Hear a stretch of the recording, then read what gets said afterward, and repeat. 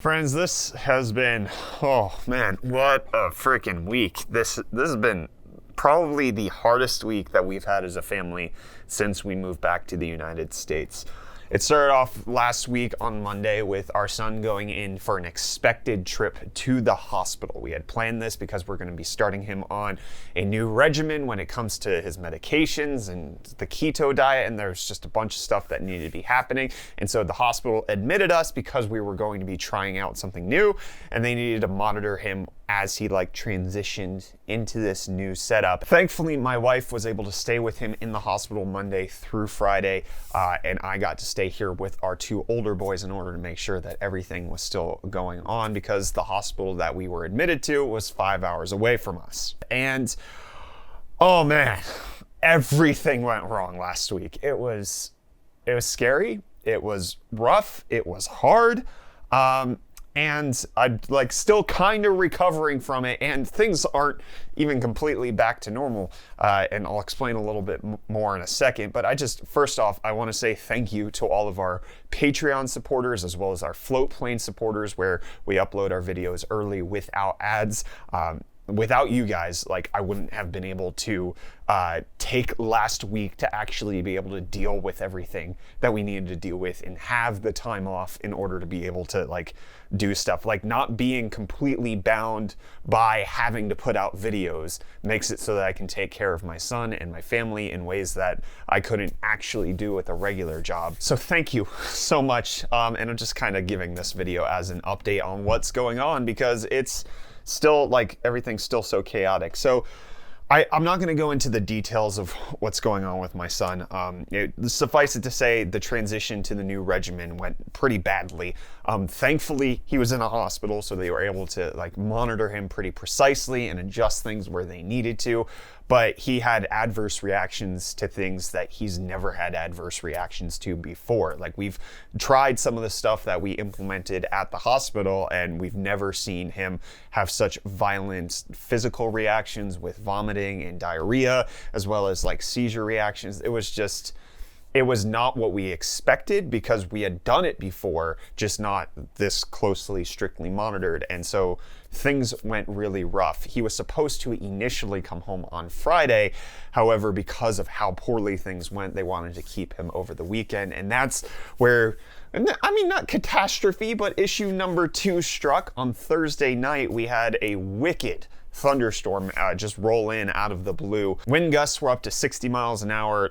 I've got some really dope videos of clouds overhead making weird formations. It was beautiful, but we lost power, and I just thought it was a normal experience of losing power. But when I went to go check on it Friday morning, I look outside and our entire meter, the feed of the power from the pole into our house, is completely destroyed. And that was a big problem, because part of the new regimen that we're implementing with our son means that we need to have power for some of the medical devices that he needs every single day. And without it, we have to go back to the hospital. So I tried to get the electric company to come out and fix everything. Since we didn't have power here, I decided that I would take myself and my older boys to the hospital just so that I could relieve my wife, especially since their return home had been delayed. So on Thursday, we lost complete power. Our son was still doing really terribly. And on Friday, I drove out to the hospital to actually be with them. Thankfully, that's when he started to turn things around, and we were able to get everything put together, and he was doing better. But on Saturday, after calling the electric company to find out what's going on, especially since I wasn't home anymore, they finally told me that I needed to have an electrician come in and put a new meter in.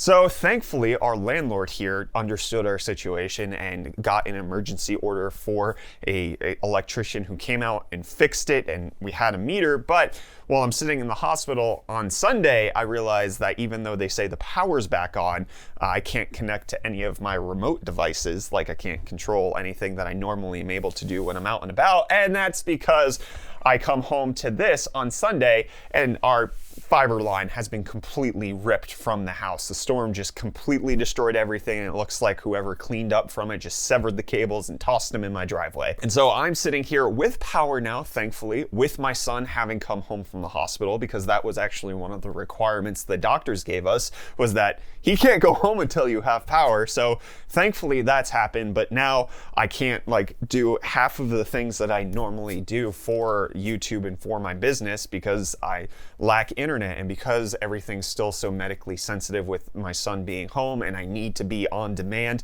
in order to take care of something if something new pops up, because it's still so strict, I can't go and like work at a Starbucks. I can't leave my house. I'm just now at the mercy of my ISP coming out and making repairs to the internet. So the stress of my son being in the hospital was really rough last week. I think one of the things as a special needs dad that I'm still learning to deal with and kind of beat myself up about a lot is that like the emotional weight of my son's suffering kind of makes it so that I can't focus on work.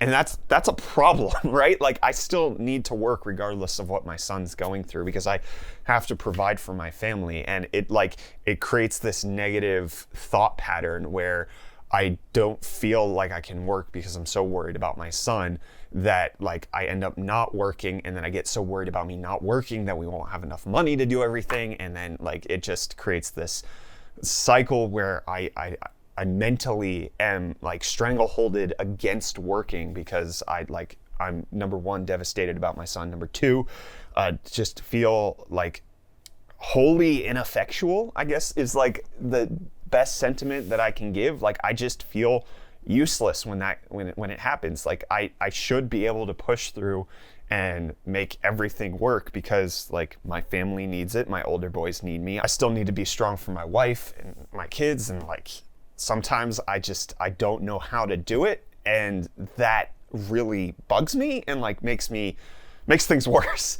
And so like I'm really trying to figure out how do I continue to be an effective leader of my business and of my house while we're going through all of these struggles. And last week just kind of culminated in then the power issues and the internet issues, and like some days I just don't know how to get through, and I'm really working on that. And again, as I mentioned at the beginning of the video, like I'm thankful for the people who support us directly so that I'm not like bound to like the YouTube algorithm in order to continue to work. But at the same time, I know I need to do stuff to overcome that. And so like I've got things in the works.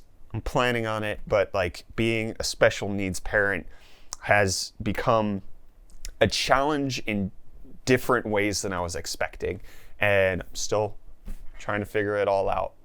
And I'm just making this video because I can't really make other videos right now because of the whole internet situation. Hopefully my ISP comes out and gets that fixed soon.